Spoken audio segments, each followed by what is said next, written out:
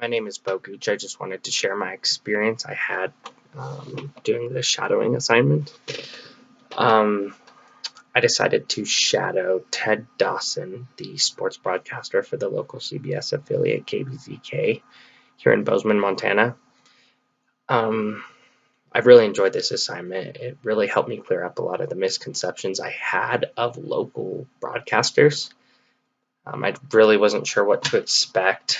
I'd heard a lot of good things about Ted Dawson from locals. He's really experienced. He's been in the business for over 40 years. So I reached out to him and we got together this past week for 6 hours. And I had a really good time. It started out, we were at the station. He was explaining to me what a skeleton is, which is basically just an outline for what he was going to present on for his sports segment, for both his afternoon segment and his evening segment. His afternoon segment was 3 minutes and 30 seconds long, and his evening segment was, I believe, 6 minutes long. So his skeleton contained which events we were going to attend, get footage of, and do interviews to place into his segment. So we started out by heading out to Bridger Creek Golf Course here in Bozeman, where Manhattan High School was hosting a high school golf tournament for lower division high schools. It was really interesting because I had always thought that local sports broadcasters had helpers to help them film, to help them come up with stories, interview.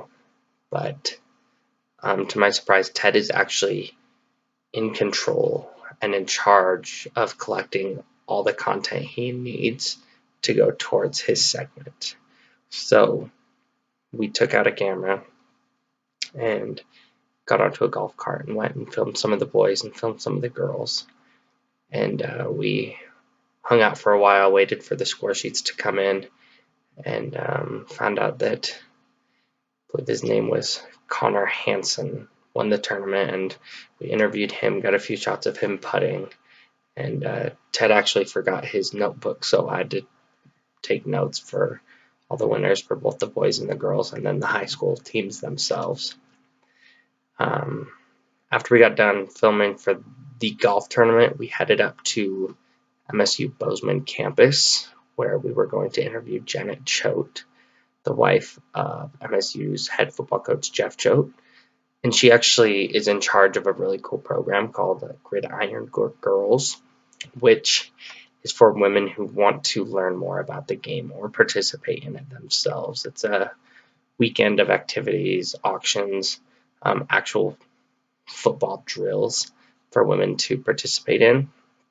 It was only $50, but we wanted to get it out to more women in the area, so we went and interviewed her, and it was really cool experience because you realize how good these people are at coming up with questions on the spot, because Ted has to do all that himself.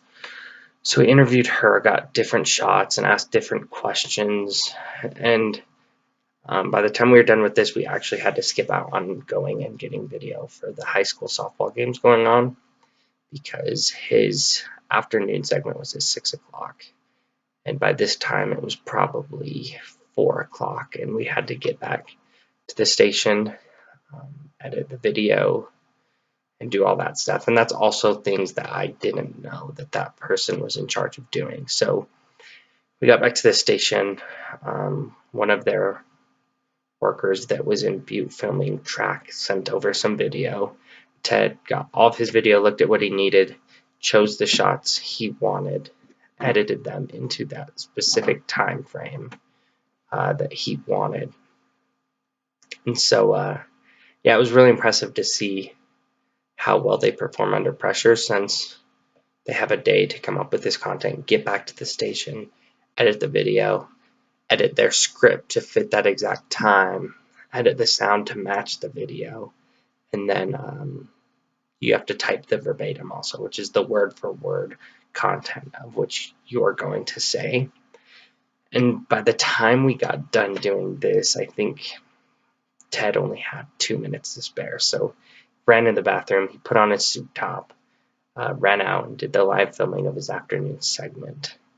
And it was really interesting because I was in the control room while this was going on, and you never realize how much credit should really go to the control room people. There were two gentlemen in there working, two tech guys, and they basically just run the show.